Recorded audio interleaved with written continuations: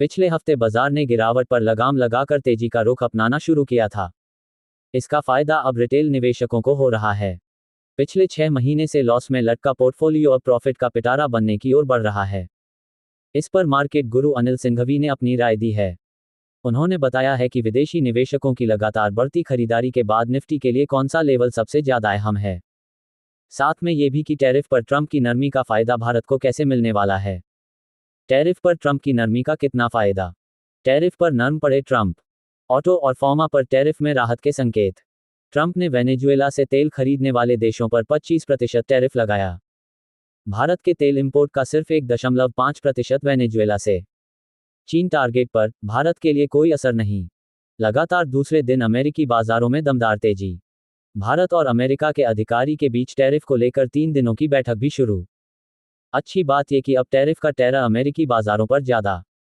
FIIs की लगातार खरीदारी से बढ़ेगी तेजी। कल फिर FIIs ने कैश, स्टॉक और इंडेक्स फ्यूचर्स में बैककोट 4350 CR की खरीदारी की। घरेलू फंड्स ने भी बिकवाली रोकी, बैककोट 100 CR की खरीदारी की। FIIs की लगातार शॉर्ट कवरिंग और खरीदारी के संकेत। FIIs की इंडेक्स लॉन्ग पोजीशन अभी भी 32% पर ही। एक्सपायरी तक शॉर्ट कवरिंग जारी रहने की उम्मीद। Q 23,800 है बेहद अहम लेवल। पिछली बार 5 फरवरी को 23,807 के हाई से ही निफ्टी 21,964 तक टूटा।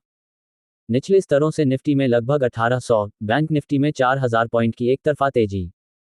इसलिए रिकवरी में एक बार फिर से इस लेवल पर रुकावट की संभावना। लेकिन 23,800 के ऊपर टिकने और बंद होने पर नई तेजी के लिए तैयार होंगे बाजार। रुपए में शानदार रिकवरी। रिकॉर्ड लो से 2.5% से रिकवर होकर 2025 की ऊंचाई पर। पिछले हफ्ते से FIIs भी कैश, इंडेक्स और स्टॉक फ्यूचर्स में दमदार खरीदारी कर रहे हैं। टैरिफ को लेकर भी डर हुआ कम। सिर्फ एक ही दिक्कत, एक तरफा तेजी। 23,800 का बड़ा लेवल, मंथली एक्सपायरी है सामने। 23,800 माइनस 24,000 के पास बढ़ सकती है थोड़ी वॉलेटिलिटी। लेकिन डीप में खरीदारी की रखें स्ट्रेटेजी। निफ्टी 23,350, बैंक निफ्टी 50,600 के नीचे बंद होने पर ही देगा कमजोरी का पहला संकेत। तेजी की पोजीशन में बने रहें, स्टॉप लॉस बढ़ाते चलें। किन सेक्टर और शेयरों में लगाएं पैसा।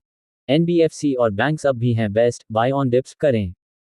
पावर, PSU और मेटल शेयरों में गिरावट में करें खरीदारी। FMCG और फार्मा सेक्टर्स में भी खरीदारी लौटने की उम्मीद। दिग्गज शेयरों के स्टेबल रहने पर मिड स्मॉल कैप में होगी बड़ी तेजी।